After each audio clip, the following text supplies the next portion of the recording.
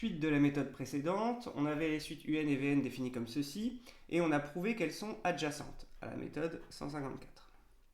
Maintenant, on veut en déduire que la suite UN converge, et de plus, on veut faire une majoration de l'écart entre UN et L. Alors, petit point sur les suites adjacentes, pourquoi elles convergent et graphiquement encadrement de la limite.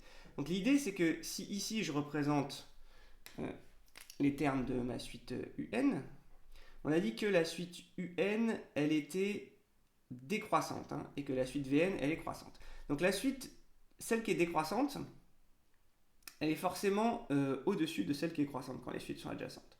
Donc là en fait, les termes de la suite UN ils font quelque chose comme ça. Quant aux termes de la suite VN, eux, ils font quelque chose comme ça.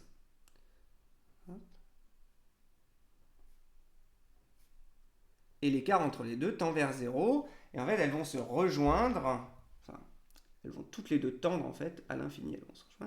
Elles vont toutes les deux tendre vers une certaine limite L. On ne voit pas comment il pourrait se passer autre chose. Graphiquement, le théorème des suites adjacentes est assez intuitif. Et donc, elles tendent toutes les deux comme ça vers L. Et donc, déjà, on va dire que UN converge, mais de plus, on va dire que pour tout n, Vn est plus petit que L, plus petit que Un. Alors, donc,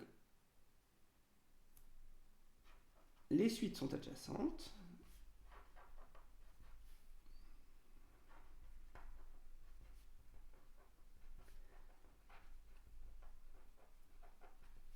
Donc, d'après le cours, elles convergent, mais attention, on ne sait pas vers quoi. Vers une même limite.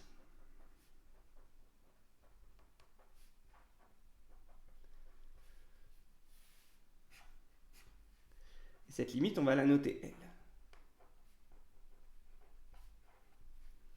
Et de plus, ce qu'on peut dire, c'est que pour tout n dans n étoiles, on a que la suite croissante, donc Vn, est plus petit que L, plus petit que Un.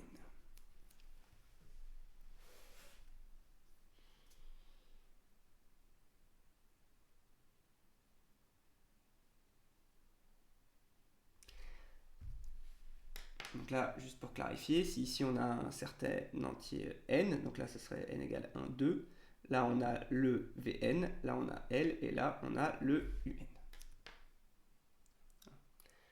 Sur l'axe des abscisses, ici bien sûr c'est les n. Donc maintenant, je vais dire que Vn c'est Un moins 1 sur 2n plus 1. Et maintenant je vais tout exprimer en fonction de Un et de L. Plus petit que Un. Donc on va retrancher Un partout.